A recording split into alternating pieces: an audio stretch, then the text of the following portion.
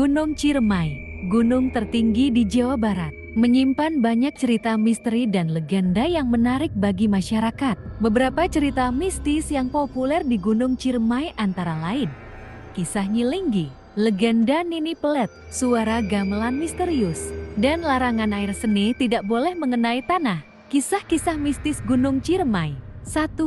Kisah Nyi Linggi. Nyi Linggi, seorang putri sakti, melakukan tapa di Gunung Ciremai untuk mencapai kesempurnaan spiritual, namun gagal dan meninggal di Batu Lingga. 2. Legenda Nini Pelet.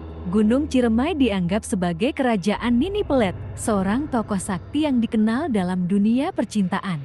3. Suara gamelan misterius. Beberapa pendaki melaporkan mendengar suara gamelan di pos 1, yang diyakini sebagai suara makhluk halus. 4.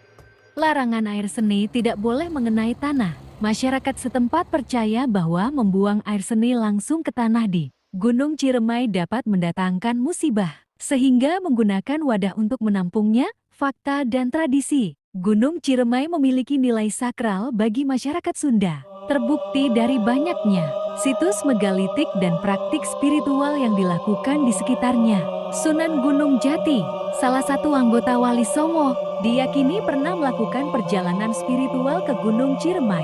Terdapat petilasan Sunan Gunung Jati di Desa Linggajati, tempat ia menanam pohon sawo kecil. Mitos dan tradisi di Gunung Ciremai masih dijaga dan dihormati oleh masyarakat. Terlihat dari praktik-praktik seperti penggunaan wadah untuk menampung air seni.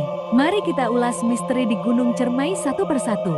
Dengarkan dan simak baik-baik video ini. Pertama, Nyi Linggi dikenal sebagai sosok mistis yang pernah melakukan tapa di Gunung Ciremai. Konon ia hendak meneruskan peresmedian yang dilakukan oleh Sunan Gunung Jati, seorang wali dari Wali Songo, demi mencapai kesaktian dan kesempurnaan spiritual. Disebutkan bahwa yang ia teruskan adalah persemedian sang kakek, Satria Kawirangan, di tempat yang kini dikenal sebagai Batu Lingga. Di kawasan Batu Lingga, ia pun ditemani dua makan tutul kesayangannya. Namun, upacara spiritualnya tidak berjalan mulus. Akhirnya Nyi Linggi gagal meraih tujuan dan meninggal di tempat itu. Ajaibnya, kedua macannya juga hilang misterius tak lama setelah kematiannya. Kedua Nyi Pelet mengisahkan seorang perempuan sakti bernama Nyi Pelet yang hidup pada masa kerajaan kuno di wilayah Cirebon, Kuningan. Menurut cerita rakyat, Nyi Pelet awalnya adalah seorang perempuan cantik dari daerah Kuningan. Ada versi yang menyebut ia mantan istri atau selir seorang bangsawan yang kemudian disia-siakan, sehingga